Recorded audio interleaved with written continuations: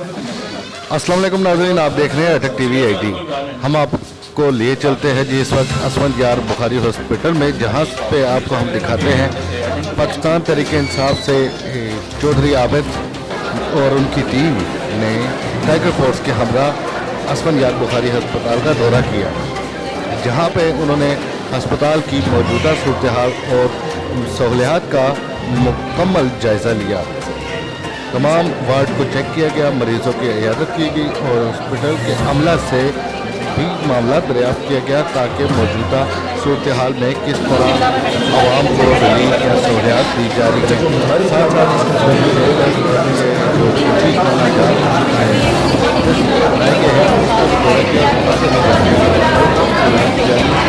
किस तरह लोगों को सहूलियात मिल सकें।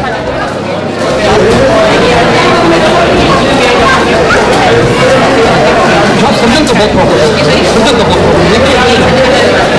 कि वहाँ पर मिल रहा है कि इतने डॉक्टर की इंटरव्यू हुए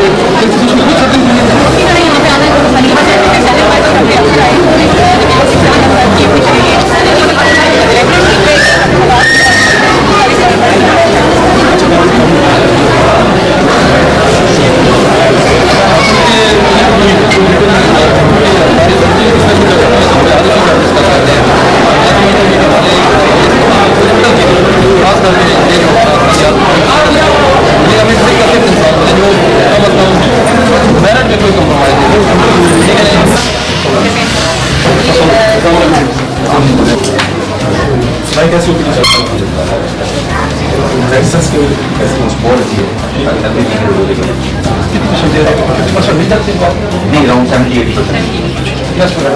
टेस्ट तो अभी तो सब हो रहे हैं, अभी सारी न्यू मशीन भी आ गई है, अभी सारे स्टार्ट हैं। वैसे सामान एडमिनिस्ट्रेटिव के बाहर जाने से भी आपको फर्क नहीं पड़ा आपकी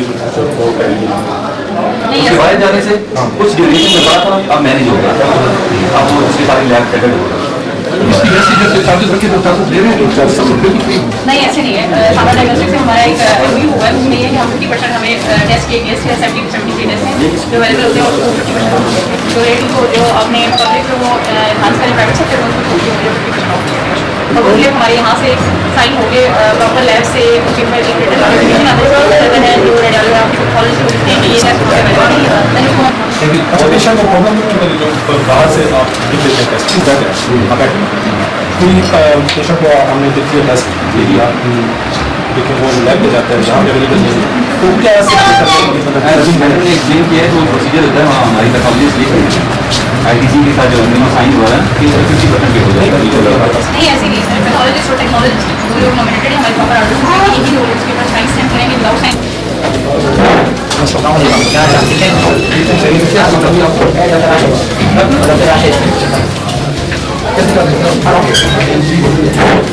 क्या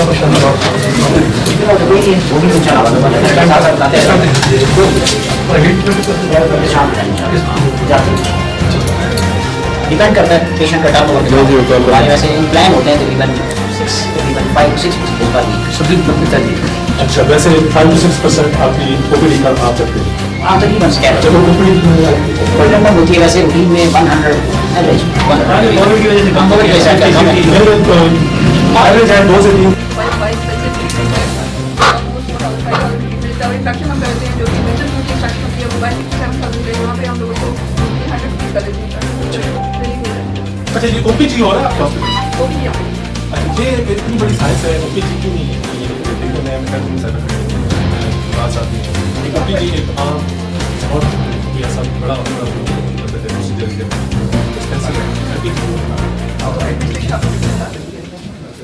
कोई आप या आइडिया को देना चाहिए एडमिनिस्ट्रेशन से ओपीडी और एक लेटर सेफ होता है तो बड़ी इंपॉर्टेंट डेंटल के एक्सरे हैं अगर कोई आप फैसिलिटी आज तो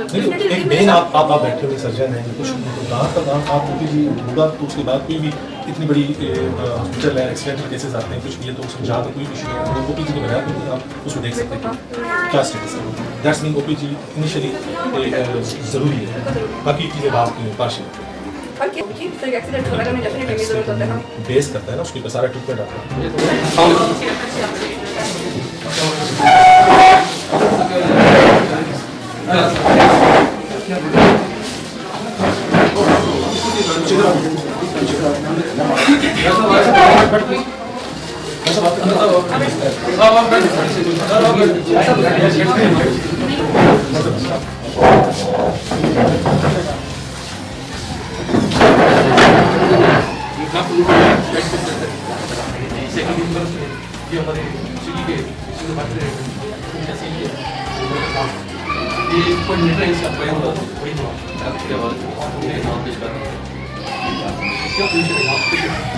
आप यूरोलॉजी यूरोलॉजी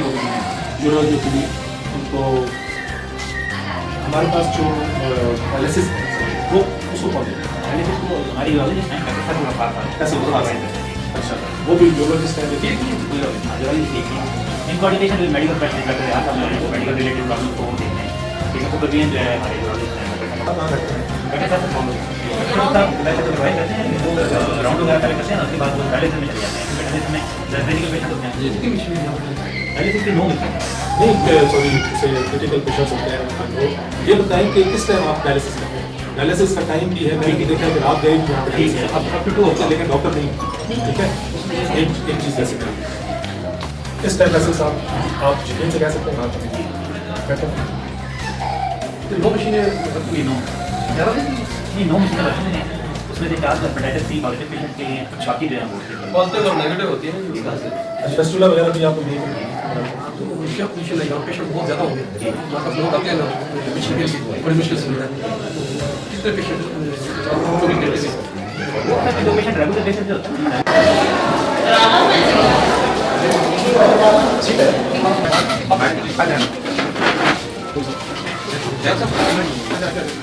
वो बस हमारी पेशेंट वेलफेयर सोसाइटी की एक छोटी सी मीटिंग बस फिर दोबारा मुझे पता है कि आप होना नहीं नहीं वो मुझे पता है मेरा रहा था जिस कारण जो मेडिसिन भी फ्री हो जाती है उनको ना चाहिए तो सारे काम जो है फ्री से क्या पोजीशन है सर आप मैं नहीं सर मैं थोड़ा सा ब्रीफ आपको करने के मेरा नाम है मैं मेडिकल सोशल ऑफिसर हूँ head of social welfare department इसमें हमारे पास 3 तरह के फंड्स हैं एक है सरकारी ज़कात फंड ठीक है वो हमारी हेल्थ वेलफेयर कमेटी है उसमें MS साहब चेयरमैन है मैं सेक्रेटरी हूँ डिस्ट्रिक्ट ज़कात चेयरमैन या उसका नॉमिनी मेंबर है और अस्पताल का सीनियर डॉक्टर इसका अपना अकाउंट है इसमें सारा सरकारी ज़कात फंड आता है इससे हम फिर ना एक हमारे को ज़कात फॉर्म देते हैं इस्तेकाक वाला और एक मेडिसन वाला चेयरमैन लोकल ज़कात कमेटी का जो चेयरमैन होता है इसको वो अटेस्ट करता है उसके बाद ये होता है कि ये ज़कात का मुस्तहिक वो अस्पताल आ जाता है उसको हम फिर ये फॉर्म मेडिसन वाले इशू कितनी वैसे सर इस तरह के जो रूल इसमें 2 है एक उसको हम कहते हैं सीलिंग लिमिट और out of ceiling limit ceiling limit में 2000 OPD के लिए पर डे या पर वीक के और 3000 पर डे इंडोर के लिए लेकिन अस्पताल की जो हेल्थ वेलफेयर कमेटी ये अथराइज है कि अगर किसी पेशेंट को 2000 या 3000 से ज़्यादा उसकी मेडिसिन बनती है तो वो फिर अलग मीटिंग में उनके नाम और बिल नंबर डाल के उसकी अप्रूवल लेती है approval authority health welfare committee उसमें एक MS में और कितना टाइम लग जाता है नहीं सर हमारा मीटिंग होती है वो बाद में पहले नहीं आप कर देते अब मिसाल के तौर पर हमारे पास एक रोगैम इंजेक्शन है रोगैम इंजेक्शन आ रहा है तकरीबन 10,000 एक इंजेक्शन ये होता है कि जब बच्चा पैदा होता है ना तो अगर माँ और बच्चे का ग्रुप पॉजिटिव नेगेटिव होता है मिसाल के तौर पे माँ का ग्रुप है O पॉजिटिव बच्चे का आ गया है O नेगेटिव आ गया या B नेगेटिव आ गया तो माँ के अंदर ऐसी एंटीबॉडीज बन जाती हैं कि अगला बच्चा डेड हो जाता है ये उनको इंजेक्शन लगेगा तो फिर अगला बच्चा नहीं होगा इसी में अब पहले ये रोगैम था अब इसके साथ रोफलेक वगैरह आ रहा है लेकिन वो भी 6,000 का है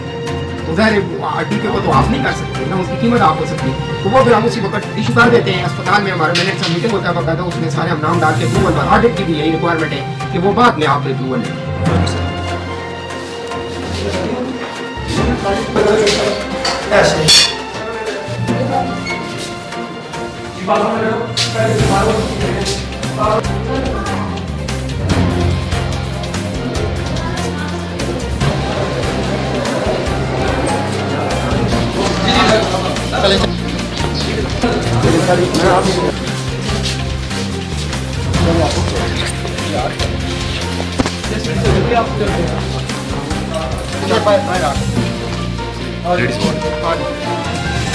नाम भाई प्लीज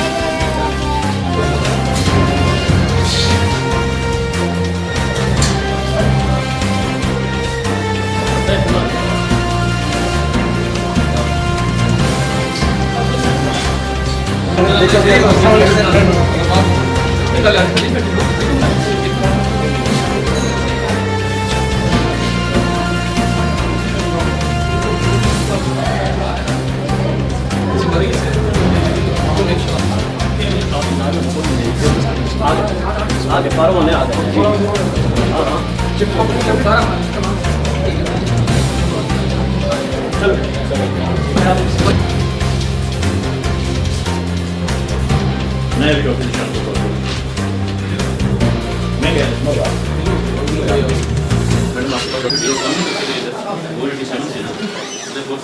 आपका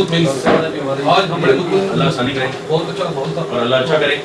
और थोड़ा सा ना आप लोगों को देखें, आपकी कंट्रीब्यूशन बहुत ज़्यादा है। अभी हकीकत बात जो है ना कि इस वक्त कोविड से बहुत बुरे हालात हैं और इससे बहुत सारे लोगों की अमवात हो चुकी हैं। तो लिहाजा जो है इस चीज़ को अंडरस्टैंड करें, इसको सीरियस लें। मास्क कम अज़ कम एक चीज़ है जो हर बंदा कर सकता है, तो मास्क ज़रूर पहनें, ठीक है ना। ये एक मामूली सी चीज़ है जो आपकी ज़िंदगी बचा सकती है। अगर खुदा ना खास्ता आपको है तो आपसे फैमिली वाले, आपके ताल्लुक वाले, क्योंकि मिलते तो आपसे वही है ना जो आपके ताल्लुक वाले होते, तो आपके जो ताल्लुक वाले हैं वही आपकी वजह से इन्फेक्ट हो रहे हैं, तो ये तो एक अच्छी बात नहीं है, बाइस तकलीफ होगा। इस वजह से एक तो याद ये कर लें, दूसरा क्राउडिंग से बचें जितना मुमकिन हो सके। और तीसरा ये है कि थोड़ा सा लोगों को ये भी एक्सप्लेन करना है कि हमारे यहाँ जो अभी नए कॉन्सेप्ट बन गया कि कोविड का टेस्ट कराया तो समझा कोविड है, कोविड का टेस्ट कराया नेगेटिव आ गया समझा कोविड नहीं है, ऐसा नहीं है। कोविड का टेस्ट जो है फॉल्स नेगेटिव भी होते हैं, फॉल्स बहुत फॉलो चेक किया जाता है, लेकिन फॉल्स नेगेटिव इसमें अच्छी खासी रेशो है। जो साथ में जो है LDH है वो सब रेज होते हैं, उनके जो एक्सरेज, उनके CT स्कैन जो होते हैं वो इसी चीज़ के लिए गाइड कर रहे होते हैं। इस वजह से उनको हम प्रोबेबल में डालते हैं जिनकी प्रोबेबिलिटी है कि ये वही है, लेकिन PCR में इत्तेफाक से डिटेक्ट नहीं हो सकता। और उसकी बहुत सारी वजूहत हो सकती हैं, ये नहीं कि ज़रूर टेक्निक गलत है, ये मशीन गलत है, ये भी हो सकता है कि उस बंदे ने उसी वक्त थॉरोली अपने जो है ना वो थ्रोट को वॉश किया हो, क्लीन किया हो, उससे जो है उसका कैच करना बाज़ दफ़ा मिस हो जाता है। तो ये नहीं है कि वो बंदा जो है वो कोविड पॉजिटिव है,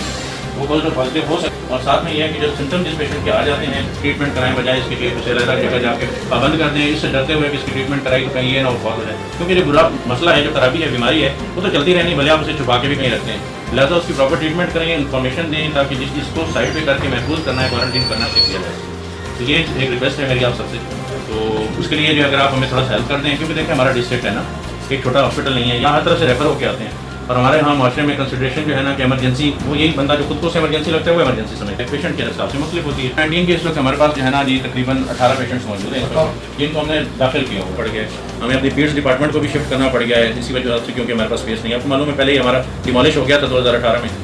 तो वो वार्ड भी हमारा रेनोवेट होना था। स्पेस की डेफिशिएंसी की वजह से हमें फिलहाल जो है पीड्स वार्ड को जो है वहाँ से शिफ्ट करना पड़ गया है और पीड्स वार्ड हम मैनेज कर रहे हैं फीमेल वार्ड के साथ। जी जी हॉस्पिटल में है DHC अटक में, और सिर्फ यही नहीं जो आप ने अपने आप को हेल्थ केयर वर्कर के होते हैं सारा एम्प्लॉइज रजिस्टर करवा दिया था। जो प्राइवेट थे उनको भी जो है ये स्कीम चलाई गई थी कि प्राइवेट हॉस्पिटल्स भी हेल्थ केयर रजिस्टर, जी, लेकिन कुछ लोगों ने अपने आप को रजिस्टर कराया हुआ है, कुछ ने नहीं कराया है। जो बिलो 60 हैं